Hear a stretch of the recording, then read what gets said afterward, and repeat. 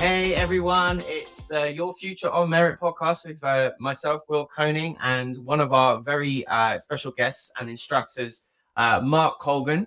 Mark is the founder of a company called Yellow O, which is all about B2B sales and consulting. But before that, Mark's been a recruiter, he's been in marketing, and we're going to learn a little bit about his journey and how he got started. So, hey Mark, how are you doing today? All good, Will. Glad to be here. I'm looking forward to this one. It should be a good one because, like, Mark, you and I, we've known each other nearly a year, introduced through friends, and we always talk about what we're doing now. But what I always like to talk about is, how we got into the crazy game of sales. I always had a tough job explaining to my mum and dad that I wanted to be a salesperson because I know it's not quite, the most loved profession, shall we say. So yeah, we'd just love to know from you, Mark, how did you get into sales? Yeah, okay. Well, I'll try and keep this as brief as possible. But I studied business studies and marketing at university, and part of Yeah. my degree was to do a placement year in the third year.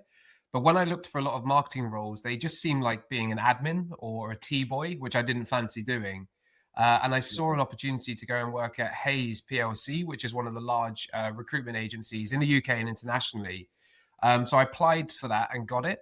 And I worked there for a year where I really cut my teeth in sales because you do a bit of prospecting, you do some account management, and then you have to sell the hardest thing that exists in the world, which is people and their emotions, especially when you're trying to get somebody into a new role. So after I finished that year, I went back to uni, finished my degree, and I had a job offer to go back and work at Hayes after I finished, which was great. It meant that I could just apply my whole self to my final year at uni. I got much better grades than I did in the first couple of years, which was good. I worked at Hayes after uni for about a year, then went to a smaller regional recruitment firm, which was very much boiler room, power hours. There was about 15 of us that were all out of uni pretty much. So young, hungry, smashing the phones every day. Um, Yeah. After a little while there, I actually got headhunted to go and join Experian, which is a large FTSE 50 company, to work in-house in their HR team, basically being a recruitment agency by myself. Did that for a little while, but I was really missing marketing, and that's what I studied. That's what I really enjoyed. So I applied to be a online marketing manager. Back in the day, there wasn't such a thing as digital marketing. And Will, I bought this book, The Dummy's Guide to Internet Marketing, and I got it on here because it was such a pivotal moment in my career. Nice. So I worked as the first kind of digital person within these B2B software and tech companies. Yeah. Did that for about 5 years, quit my job at 30, went traveling for a year, which was a lot of fun. Uh, just towards the end of those travels, I started to become a consultant by accident doing HubSpot CRM and MarTech implementations. Yeah. Then I ran a 100-person agency, which was very different to just being a consultant. After that, I decided to co-found my own agency, and I exited that about 2.5 years later. We grew that to 22 people. And now I'm back to being a consultant, helping B2B sales teams book more meetings and close more deals. And Will, I've not updated my CV in about 8 years, but it took me 10 years to get to the point of not having to have to update your CV anymore. Yeah, right. Unbelievable. That is quite a journey, all from recruitment to marketing to traveling to consulting to agency to big agency and now to consulting. Yeah. And how many years now have you been doing this journey? So I finished uni in 2005. So Jesus, a long, long time. Yeah. Coming Oh up my to God. 20 years if I count the placement year. Yeah, yeah, okay, we're the same age. Yes. So it's incredible, isn't it? And our audience is for people that should I go into sales. And like if you look back now, do you think that you could have got to where you are now or done the things you could have done if you hadn't have gone into sort of recruitment and sales and that journey? I don't think so, to be honest, because learning sales and how to sell sets you up for life. It really does, because Yeah. everything in life is sales, in my opinion. So like, and if you know how to sell, life is a lot easier. So if you start a side project or a side hustle, you're selling. If you want a new role or you're applying for a promotion, you're selling yourself. If you're renting Yeah. or buying a house, that's sales. Relationships with your partner, that's negotiation and It closing certainly if is. Yeah. you recently got engaged. And then also like convincing friends to go on like a trip together. That's also selling. So I really think starting in sales sets you up to not only be able to go and do lots of other things in the future, but Yeah. always knowing that you can fall back on the skill that you developed, which is selling, which is what every company pretty much needs as well. Yeah, I totally agree, and I think about, you know, the fact that I'm getting Merit up off the ground, and I'm able to bootstrap through effectively same stuff that we do, which is sales consulting. You know, I imagine it must be so much harder for a founder that doesn't have those sales skills. Absolutely. You, Right. you could have somebody doing a very similar thing to you, but they're not from a sales background, and you're going to win because you know Yeah, how sales works. You know the motions, you know how to deal with the emotions of the roller coaster as well. yeah, no, totally. But like, let's take yourself back to recruiter, Mark. First of all, explain to the audience what a boiler room is. You don't hear those words too often anymore. Yeah, so it comes from a film, but it's like all of you in one room. You're doing power dials. It's a 2 hour block where no one talks. There's no smiles. You are hammering the phones. Usually, you call not the best leads as well, so you don't have a Yeah. lot of great conversations. But yeah, very much like Alec Baldwin, always be closing attitude. And the directors at the time were they cracked the whip for sure. I've also done some of that type of sales in my early days. I always look back on them and I always think, I am so glad I did it, but oh my God, I never want to do it again. Yeah. How do you feel about it? Yeah, it was funny. Like it just teaches you so many things that you can use in life, like not fearing rejection. So one thing that I do to this day, and I advise people to do, especially when they're new to their career, is anywhere that you go, like a restaurant or a coffee shop, or even like H&M or Zara, like a clothes shop, ask for a discount. The worst thing that's going to happen is they say no. The best thing that's going to happen is they'll say, yeah, okay, we've got a special on at the moment. I saved about £40 on a pair of Ray-Ban sunglasses just because I asked. What, in So like a not only, Ray-Ban store, like a proper yeah, a department sunglass store? hut. Yeah, Really? yeah, No yeah, way. yeah. I haven't been doing that. I think I should be doing Yeah, that. what's great about it is one, it helps you just overcome rejection and that fear of rejection.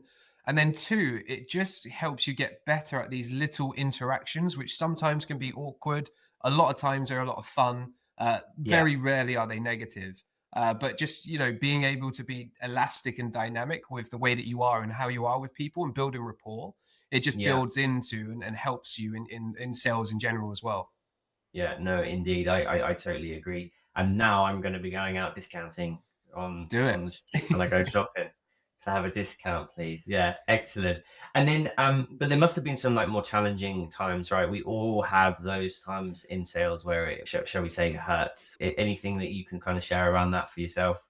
Yeah, I think for me, the one that really stands out for me is that imposter syndrome that I used to feel. And actually, I felt it more when I moved into marketing because it was like a new field where I hadn't done that job before.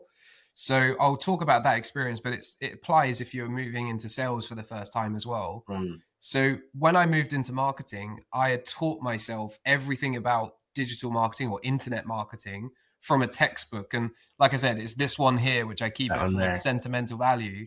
Yeah, Um, I practice on some friends' websites and my some families had a business, so I did websites and social media for them. But I genuinely remember being asked questions by the directors at the company I worked for, and I was nervous. I was short of breath. I couldn't get a sentence out fully, and yeah, I was like questioning my knowledge. And I thought they were, but they weren't at all. They were just interested. They just wanted to know some answers. yeah, And really, it wasn't about me kind of having to justify myself. But what I found helped me get through this is just get some results under the belt.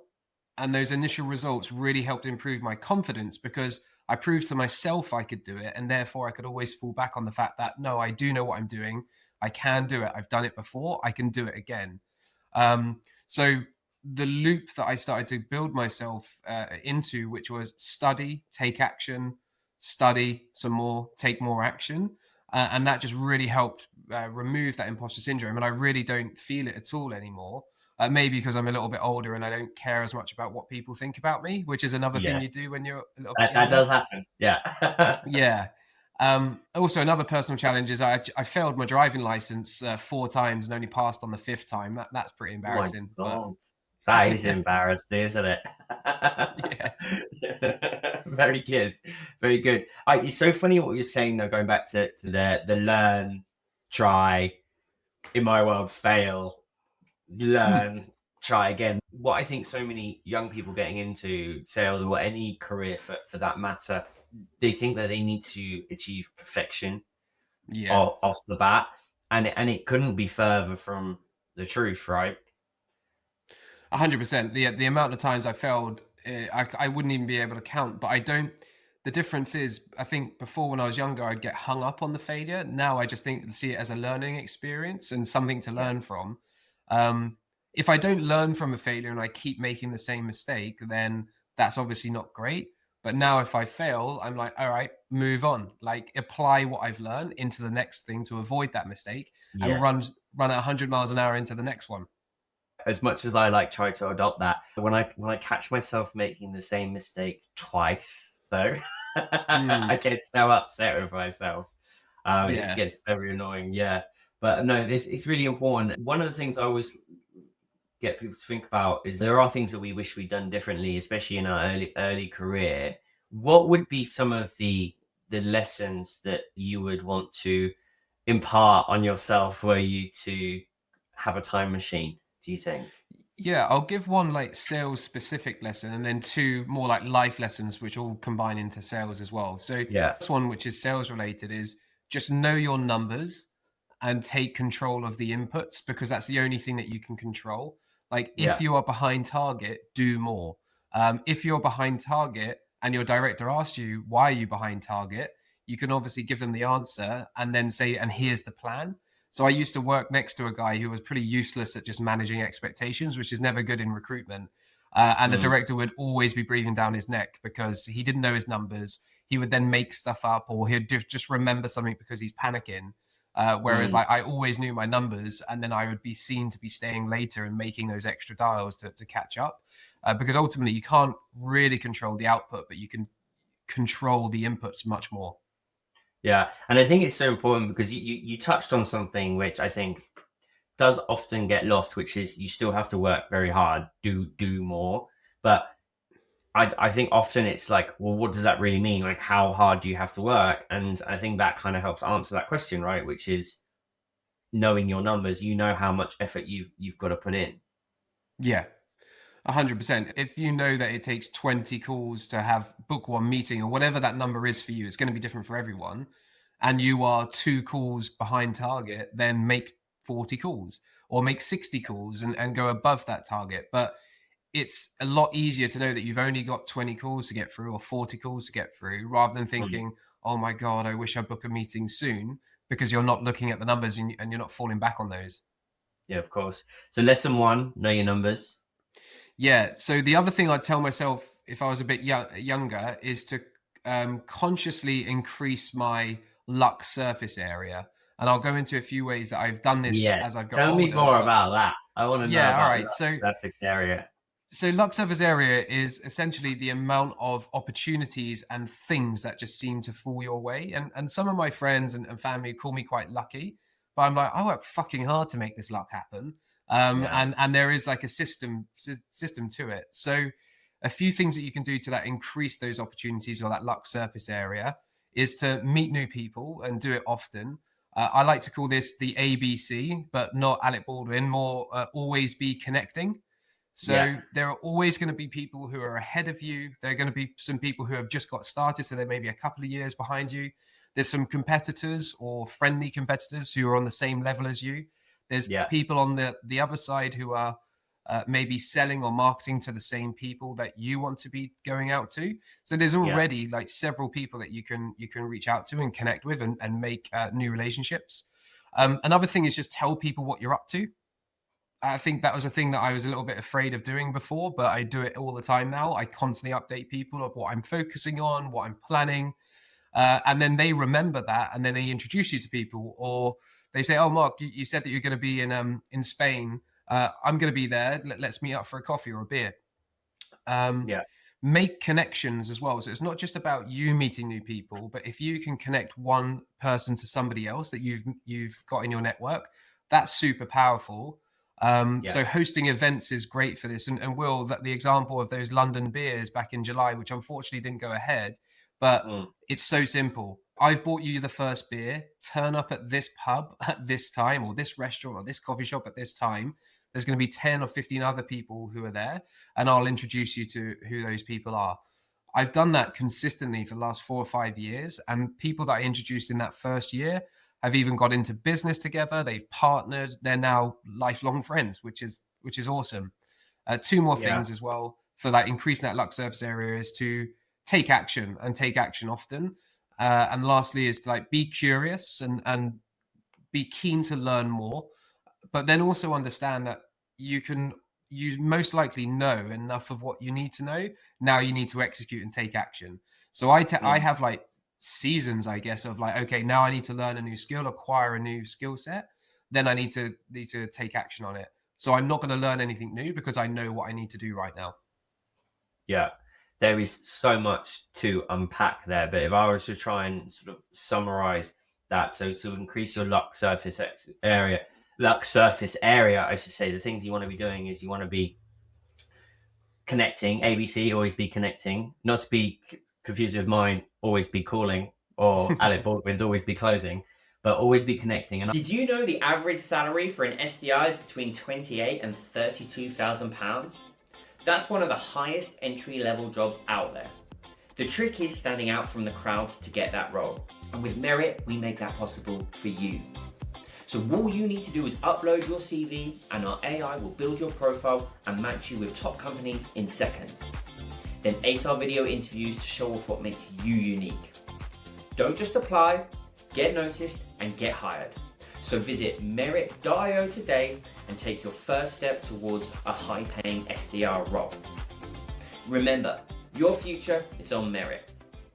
And I totally agree with that, by the way. Like, I mean, the only reason that we're doing a podcast right now is because we were connected by our mutual friend, Mikey. Right now, there's a literal thing, right? It's real. We were just talking in my team about, our marketing channels. And our best, as a bootstrap company, our best marketing channel is literally my network. Mm-hmm. By a long way. So there's that type of thing. And then the other thing you kind of touch on there, I think, is execution. So actually just getting things done. And I totally agree with you on that. Like, the best people in my team, the best people I've ever worked with, they get shit done. Yeah. Right.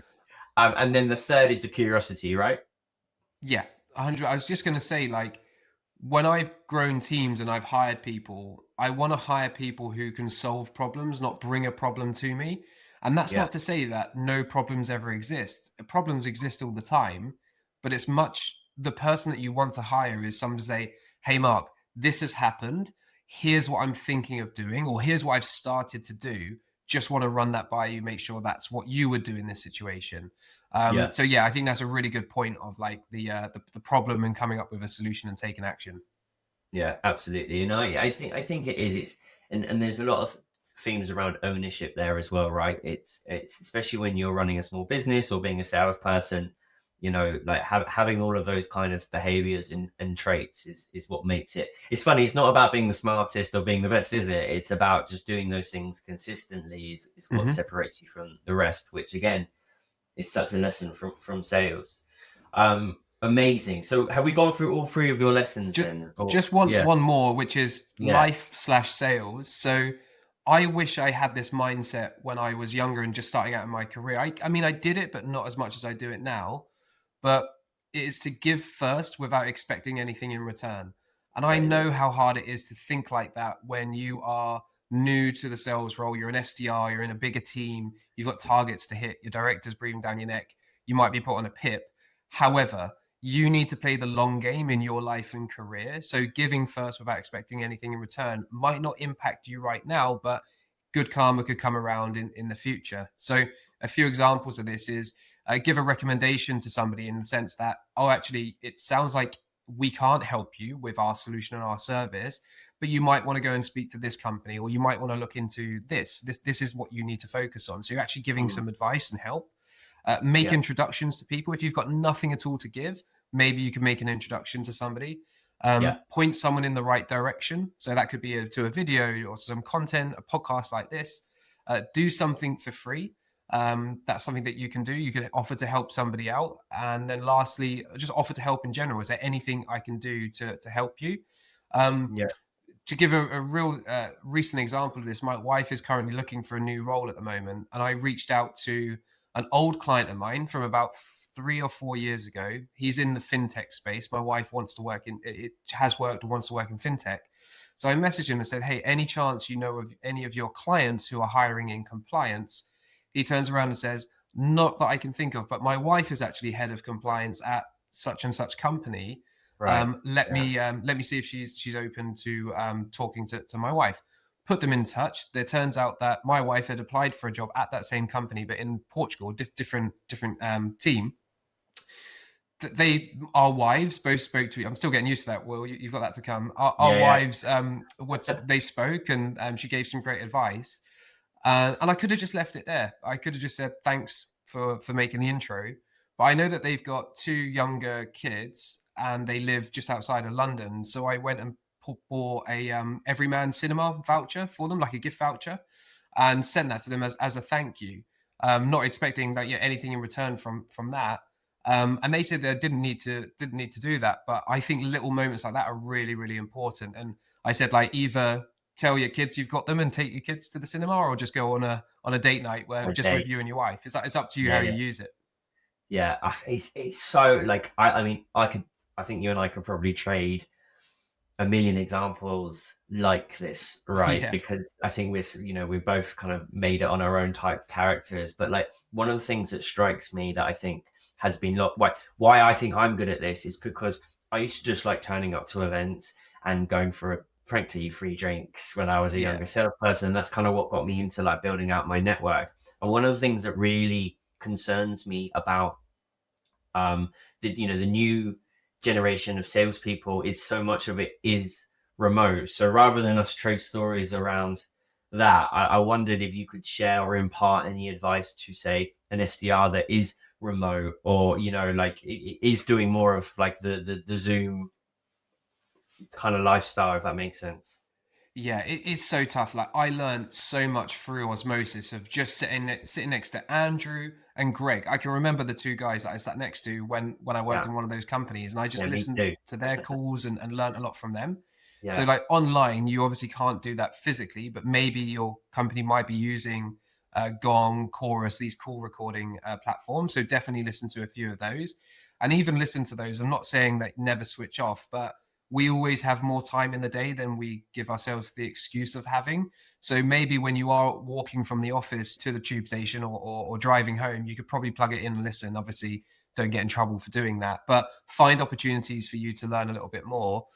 That's what I do remotely. I think what I would also do physically is go to meetups and events in your local area and get out Yeah. there and build rapport with people, have conversations, like be interested in other people, because all of that practice translates directly into how successful you are in sales and how successful you are at cold calling and writing emails. Make it less about you and more about them, Yeah. and you'll be in a much stronger position.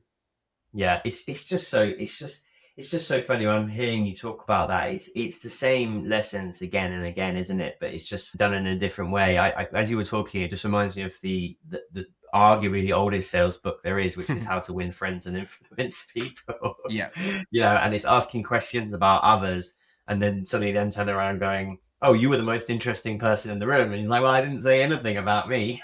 yeah, I was asking you about 100%. you." It's the same tones, and I do worry for the slightly more remote world, but I guess technology and stuff is gonna catch up with us and connecting, and there's things like LinkedIn, of course, as well. I also think these communities like where we met, or Mikey's community, like the Slack Yeah. community, that's a good way of connecting too. Hey. So, Will, I have unfortunate enough that I have like a home office, which I may have managed to kit out how I wanted it. And I know not everyone's in that position or don't have the space, but I am a massive extrovert. Like, I love people. I love catching up with people. I love going out for beers, although I'm off alcohol for until the end of the year, just going on a Me health too. kick. Oh, nice. but every week I have a coffee walk scheduled in the morning on a Wednesday or Thursday morning. It's with a friend or a contact of mine that lives here in Lisbon. Yeah. It's not the same person all the time, it's somebody else. And then once a week night, I'll go out for beers, although I'm just drinking water or a Coke Zero if I'm really going to push the boat out, to catch up with friends and get that interaction. And then Yeah. another part I do is when I don't have calls and I know I've just got a bit of admin to get through or just something that I just need a bit of solid time, I'll go to a co-working space. I don't speak to anyone in the co-working space, but it's just nice to see different faces, be in a Be different environment, around the and just energy. mix it up Yeah. a little bit. Oh no, I totally agree. I think there's some really, really amazing tips there. But just want to ask, like I ask everyone, Mark, what is your favorite quote, and why? I've got three, and two of them I can actually see Let's do it. cheesily put in a poster above my desk. So Yeah. the first is play to win without the fear of failure. Yeah. Like, I am extremely competitive with myself. I couldn't care less about anyone else, but I am always playing to win. That's why I do better in like golf, tennis, squash, not so much the rugby or the football teams. Gotcha. But yeah, Yeah. play to win without the fear of failure. If you fail, it doesn't matter. You're the only one that's going to remember.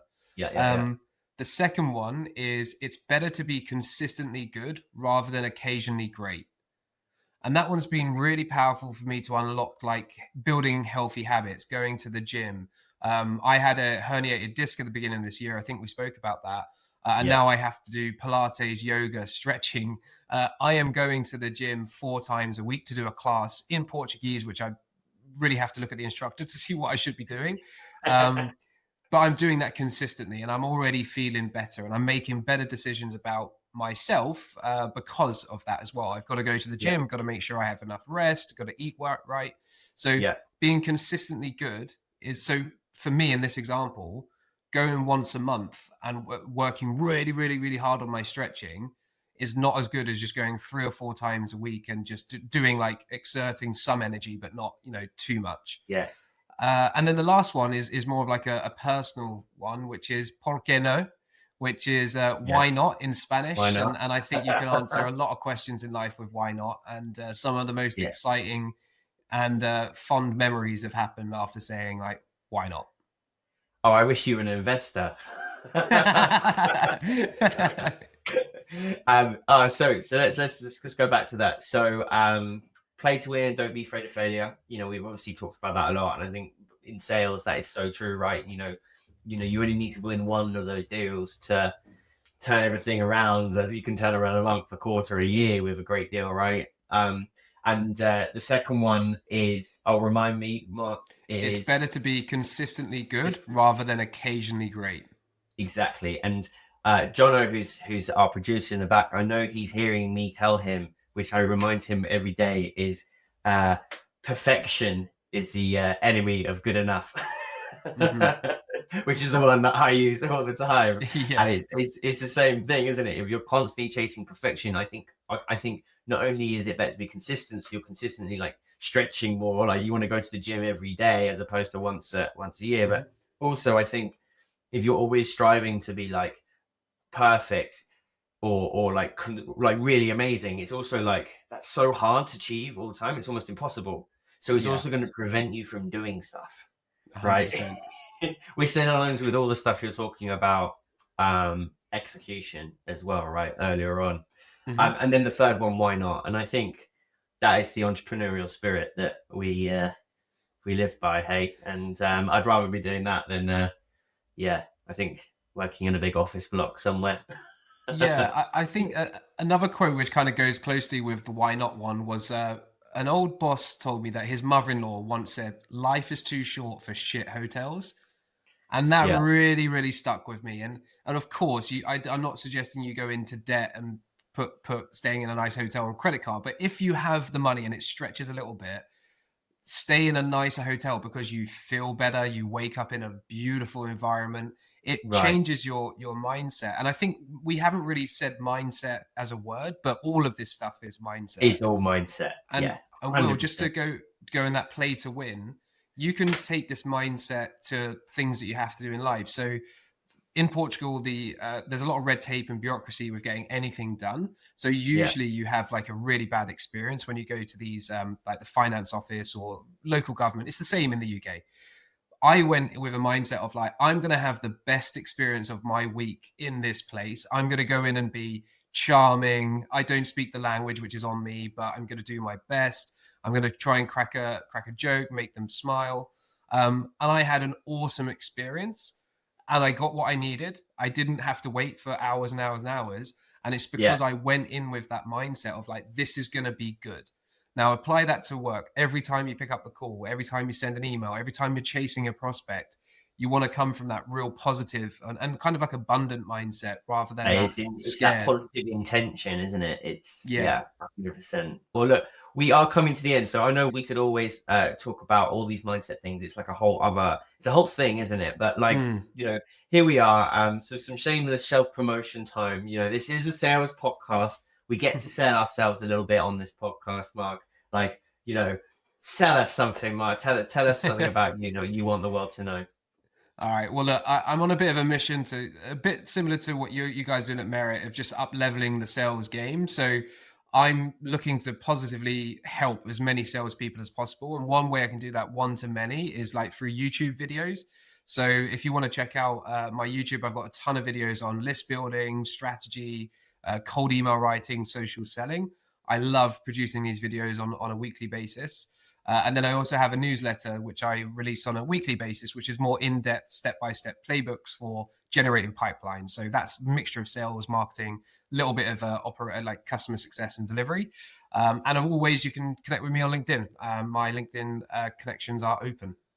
Amazing. So on that, follow Mark on YouTube for all those skills. And believe me, Mark is a great teacher. I've sat here listening to Mark talk more than several times now. And honestly, I always feel like I'm learning something. So I highly recommend that. Follow the newsletter. Mark really is a great person to learn from. And I would also say my turn to shamelessly self-promote is that if you are looking to just get into sales and you're looking to pass those first all-important interviews, Mark also has a course on Meritt. Of course, which is all about sales and sales technology and how that applies into our roles. Now, we haven't got time to talk about all of that now, but just go check out on Meritt. That is the end of the episode. I hope you found this useful and as engaging as I have. Mark, I keep, every time I talk to you, I'm like, I've got to go to Lisbon. So Yeah, you have to come. I really have to come. So thank you so much for joining us. And thank you everyone for listening if you got this far. And remember, everybody, your future, it's on Meritt. Did you know the average salary for an SDR is between £28,000 and £32,000? That's one of the highest entry-level jobs out there. The trick is standing out from the crowd to get that role. And with Meritt, we make that possible for you. So all you need to do is upload your CV and our AI will build your profile and match you with top companies in seconds. Then ace our video interviews to show off what makes you unique.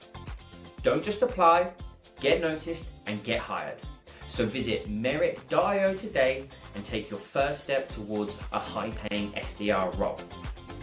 Remember, your future is on Meritt.